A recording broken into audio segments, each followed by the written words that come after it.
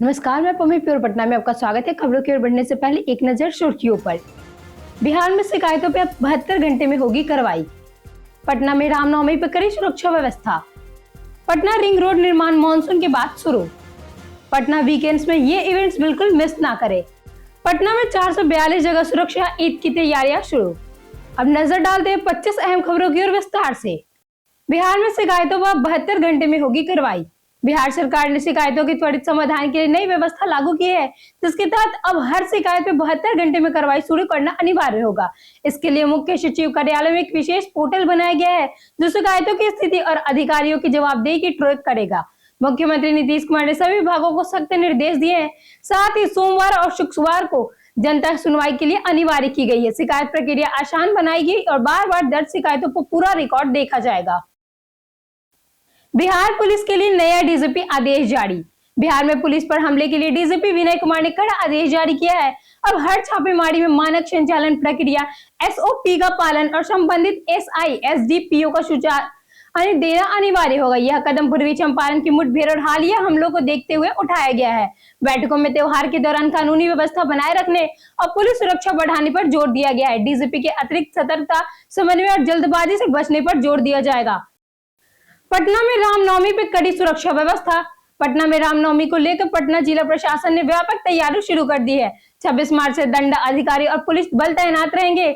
महावीर मंदिर परिसर और प्रमुख मार्ग पर सीसीटीवी कैमरा भी निगरानी रखेगी और भीड़ प्रबंधन की व्यवस्था होगी। श्रद्धालुओं की सुविधा के लिए एलईडी स्क्रीन, अलग अलग कतारें, medical camp, ambulance, help desk और पेयजल की भी व्यवस्था की जाएगी। ट्रैफिक प्लान भी तैयार होगा। साथ ही प्रशासन ने शांतिपूर्ण आयोजना के लिए समन्वय और आम लोगों से सहयोग के लिए अपील की है।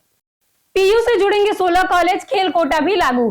पाटलिपुत्र विश्वविद्यालय के 8वें स्थापना दिवस पर 16 नए कॉलेज को जोड़ने की घोषणा की गई है, जिनकी सूची राजभवन को भी भेजी जाएगी। पीजी नामांकन में खेल कोटा को लागू करने का निर्णय लिया गया है, ताकि खिलाड़ियों को प्रोत्साहन मिलते रहे।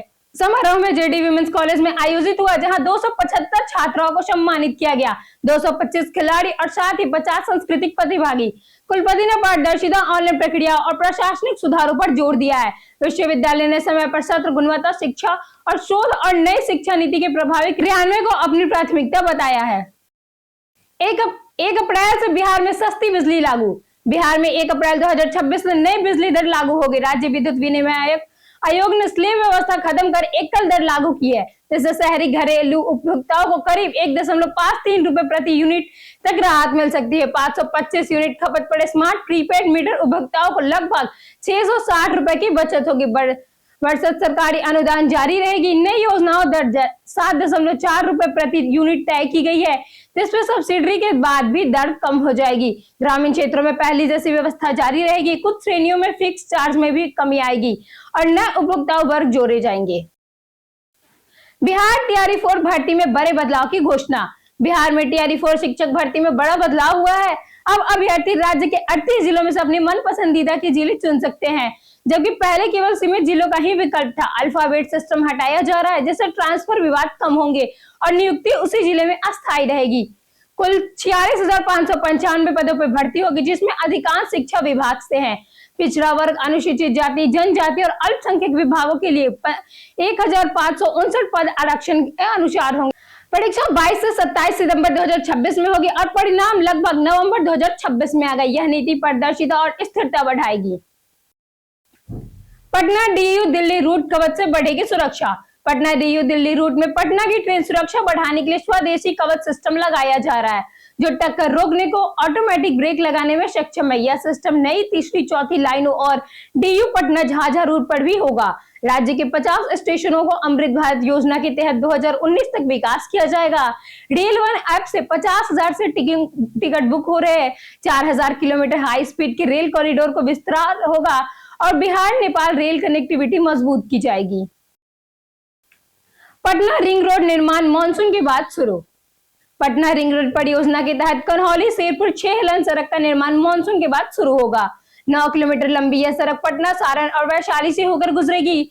राज्य और केंद्र सरकार द्वारा 7,777.79 करोड़ रुपए का निवेश साझा किया जाएगा। कन्हौली जंक्शन से विभिन्न मुख्य सड़कों को जुड़ाव होगा और शेरपुर दिगवारा गंगा पुल से भी सीधे जुड़ेगी। सभी कनेक्शन बन जाने के बाद 2028 तक परियोजना पूरी होने का लक्ष्य है। इसका निर्माण से शहरों में भारी वाहनों का आवागमन आसान होगा, ट्रैफिक जाम कम होगी और मार्ग सुरक्षित होंगे तथा आर्थिक गतिविधियां भी बढ़ेगी। मस्जिद कब्रिस्तान विवाद खत्म, हाईवे प्रोजेक्ट को मिली राहत। पटना हाई कोर्ट ने समस्तीपुर में मस्जिद और कब्रिस्तान की जमीन पर हाईवे निर्माण विवाद में बड़ा फैसला देते हुए वक्फ ट्रिब्यूनल का आदेश रद्द किया गया। ट्रिब्यूनल ने पहले निर्माण पर रोक लगाई थी, लेकिन अदालत ने कहा कि उसे भूमि अधिग्रहण को रोकना अधिकार नहीं है। National highway authority of India के अनुसार अधिग्रहण नेशनल हाईवे एक्ट 1956 के तहत वैध है। कोर्ट ने वक्फ बोर्ड की भागीदारी और मुआवजा सुनिश्चित करने को कहा है। इससे 189 किलोमीटर लंबे आमस दरभंगा एक्सप्रेसवे का रास्ता साफ हुआ है, जो बिहार में कनेक्टिविटी और विकास को बढ़ावा देगा। पटना में मौसम आज काफी गर्म रहने वाला है। सुबह का तापमान लगभग 23 डिग्री और जो 24 डिग्री जैसा महसूस हो सकता है। दोपहर में तापमान की बात करें तो यह बढ़कर 27 डिग्री तक पहुंच जाएगा और हल्की हवा के साथ गर्मी भी महसूस होगी, जबकि बारिश की संभावना बिल्कुल नहीं है। रात में तापमान की बात करें तो रात में तापमान लगभग 25 डिग्री हो सकता है और हवा की गति बढ़ेगी, इसलिए दिन भर हल्के कपड़े, टी शर्ट और धूप का चश्मा का प्रयोग करना बेहतर रहेगा। बिहार पंचायत चुनाव 2026 तैयारियां में तेजी। बिहार पंचायत चुनाव 2026 की तैयारियां तेज हो गई है। राज्य निर्वाचन आयोग ने सभी जिलों के डीएम को जिला निर्वाचन पदाधिकारी और जिला पंचायत राज अधिकारी को उप निर्वाचन पदाधिकारी नियुक्त किया है। मतदान नवंबर-दिसंबर 2026 में होने की संभावना है। इस बार चुनाव में पहली बार ईवीएम और मल्टी पोस्ट बैलेट यूनिट का इस्तेमाल होगा, जिससे वोटिंग तेज और पारदर्शिता होगी। आरक्षण रोस्टर में बदलाव किया जाएगा, जबकि परिसीमन पुराने अनुसार ही रहेगा। कुल 2.5 लाख पदों पर मतदान होगा। प्रशासन अलर्ट मोड में तैयारियों को पूरा कर रहा है। पटना वीकेंड में ये इवेंट्स बिल्कुल मिस ना करें। पटना में 20 से 22 मार्च के वीकेंड पे कई खास इवेंट्स आयोजित हो रहे हैं। बिहार दिवस के मौके पे गांधी मैदान में 3 दिवसीय कार्यक्रम होगा, जिसमें सान, पैपन और सोना के कॉन्सर्ट, फूड और बुक फेयर भी शामिल है। अर्धशिला में विद्यापति फिल्म स्क्रीनिंग, प्लेनेट और पटना में स्टैंड अप और म्यूजिक शो, ब्राउन कैफे में ओपन माइक और बैठिका बिहारी कैफे में कॉमेडी शो आयोजित होंगे, जो मनोरंजन, संस्कृति का अनुभव और बेहतरीन अवसर देंगे। पटना में 442 जगह सुरक्षा, ईद की तैयारियां शुरू। भारत में ईद शुक्रवार या शनिवार को मनाई जा सकती है, जिससे उत्सुकता बनी हुई है। ईद उल फित्र रमजान के बाद मनाया जाने वाला महत्वपूर्ण त्योहार है, जो भाईचारे और खुशियों का संदेश देता है। पटना प्रशासन ने सुरक्षा के व्यापक इंतजाम किए हैं, जहां 442 स्थानों पर दंड अधिकारी और पुलिस बल तैनात रहेंगे। विभिन्न अनुमंडलों में विशेष निगरानी, QRT कंट्रोल रूम और फ्लैग मार्च की व्यवस्था की गई है। गांधी मैदान सहित प्रमुख स्थलों पर विशेष इंतजाम है। सोशल मीडिया पर निगरानी और अफवाहें फैलाने वाले पर सख्त बरती जाएगी। निर्वाचन आयोग ने बिहार अधिकारियों को दी बड़ी जिम्मेदारी। बिहार के 32 IAS और 15 IPS समेत कुल 47 वरिष्ठ अधिकारियों को भारत निर्वाचन आयोग ने 5 राज्य पश्चिम बंगाल, असम, केरल, तमिलनाडु और पुडुचेरी में विधानसभा ड्यूटी के लिए नियुक्त किया है। इन्हें सामान्य और पुलिस पर्यवेक्षक के रूप में तैयार किया जाएगा। आयोग ने राज्य सरकार को निर्देश दिया है कि सभी अधिकारियों को तुरंत उनके वर्तमान पदों से युक्त किया जाए। छुट्टी या देरी को सख्ती से भी खारिज किया गया है। अनुभवी अधिकारियों की तैनाती से चुनाव प्रक्रिया को निष्पक्ष, पारदर्शिता और प्रभावी बनाने में मदद मिलेगी, जो बिहार के प्रशासनिक कौशल को भी दर्शाता है। पटना में फर्जी गोलाबारी कॉल से हड़कंप। पटना में डायल 112 पे आई गोलाबारी की सूचना झूठी निकली। बाकरगंज इलाके से एक अज्ञात नंबर से कॉल मिलने पर पुलिस तुरंत हरकत से आई और पीर बहौर व कदम कुआं थाने की टीम मौके पे पहुंची। जांच के दौरान कहीं भी गोलाबारी के सबूत नहीं मिले और कॉल करने वाला नंबर स्विच ऑफ मिला। पुलिस के अनुसार यह फर्जी कॉल थी, जिससे संसाधनों का दुरुपयोग हुआ। SSP कार्तिकेय के शर्मा ने कहा कि मामले की जांच जारी और अफवाह फैलाने वाले पर सख्त कार्रवाई होगी, खासकर त्योहारों के दौरान सुरक्षा व्यवस्था को देखते हुए। बिहार में खनिज माफियाओं पर सर्जिकल स्ट्राइक। बिहार में अवैध खनन और खनिज परिवहन पर रोक लगाने के लिए सरकार ने सख्त कदम उठाए। नई दिल्ली अत्याधुनिक निगरानी प्रणाली के तहत GPS ट्रैकिंग, डिजिटल ई-चालान और रियल टाइम मॉनिटरिंग लागू होगी। फर्जी लोकेशन दिखाने वाले सिस्टम से छेड़छाड़ रोकने के लिए मशीन टू मशीन आधारित सुरक्षित इंटरनेट रेंज अनिवार्य किए जाएंगे। डेटा सुरक्षा को मजबूत करने और संदिग्ध गतिविधियों पर स्वयंता अलर्ट देने वाले सिस्टम भी विकसित किया जा रहा है। इन तकनीकों से पारदर्शिता बढ़ेगी और खनिज माफियाओं पर प्रभावी नियंत्रण संभव होगा। पटना पुलिस की बड़ी सफलता, 24 घंटे में चोरी सुलझी। पटना सिटी के मोगलपुर थाना क्षेत्र में 2 कारों से चोरी का मामला पुलिस ने 24 घंटे में सुलझा लिया। जमुनी राय के कुआं के पास खड़ी कारों में तोड़फोड़ कर कीमती सामानों की चोरी किया गया। सुबह कार मालिक बिट्टू कुमार को घटना का पता चला, जिसके बाद पुलिस को सूचना दी गई। जांच में सीसीटीवी फुटेज से आरोपी की पहचान छत्तालाल निवासी गोलू कुमार के रूप में हुई, जिसका आपराधिक इतिहास काफी रहा है। पुलिस ने उसके घर पर छापेमारी कर चोरी का सामान बरामद कर लिया। हालांकि आरोपी फरार है, उसकी गिरफ्तारी के लिए लगातार छापेमारी जारी है। रॉकेट से बना पटना का नया स्टेटस सिंबल। पटना के इनकम टैक्स गोलंबर के पास इन दिनों रॉकेट सेफ चर्चा में है, जिसकी कीमत लगभग 80 रुपए प्रति सेब है। यह छोटा गोल बॉल जैसा न्यूजीलैंड से आयात होकर दिल्ली या कोलकाता के रास्ते पटना पहुंचता है। आधा किलो के डब्बे में सिर्फ 5 ही सेब मिलते हैं, जिसकी कीमत करीब 400 रुपए होती है। स्वाद में मीठा, खट्टा, कुरकुरे और रसदार होने के कारण इसे हेल्दी स्नैक्स के रूप में माना जाता है। इसमें फाइबर, विटामिन सी और एंटीऑक्सीडेंट भरपूर होते हैं। महंगी कीमत और आकर्षक पैकेजिंग के कारण यह सेब अब अमीरों के बीच स्टेटस सिंबल बन गया है। बिजली बिल अपडेट के नाम पे साइबर ठगी। कोतवाली थाना क्षेत्र में एक महिला साइबर ठगी का शिकार हो गई, जहां जालसाजों ने बिजली कटने के डर दिखाकर उनके बैंक खाते से 56,000 रुपए निकाल लिए। ठग ने खुद के बिजली विभाग का कन्या अभियंता बताकर महिला को फोन किया और मीटर अपडेट कराने के नाम पे साउथ बिहार ऐप डाउनलोड करने को कहा। ऐप डाउनलोड करने के बाद महिला से 13 रुपए का भुगतान कराया गया। इसके कुछ ही मिनटों में उसके खाते से 56,000 रुपए निकाल लिए गए। पीड़ित की शिकायत पे पुलिस ने मामला दर्ज कर जांच शुरू कर दी है। पटना के पर्यटक स्थल में आज हम बात करेंगे BSPHCL एनर्जी पार्क की। यह पार्क पटना में स्थित एक अनोखा शैक्षणिक और जागरूकता केंद्र है, जिसे Bihar state power holding company limited द्वारा विकसित किया गया। यह पार्क ऊर्जा के विभिन्न स्रोतों, विशेषकर सौर, पवन और जल ऊर्जा के महत्व को सरल, रोचक तरीके से प्रस्तुत करता है। यहाँ बच्चों और युवाओं को ऊर्जा संरक्षण, नवीनीकरण, ऊर्जा और पर्यावरण सुरक्षा के प्रति जागरूक किया जाता है।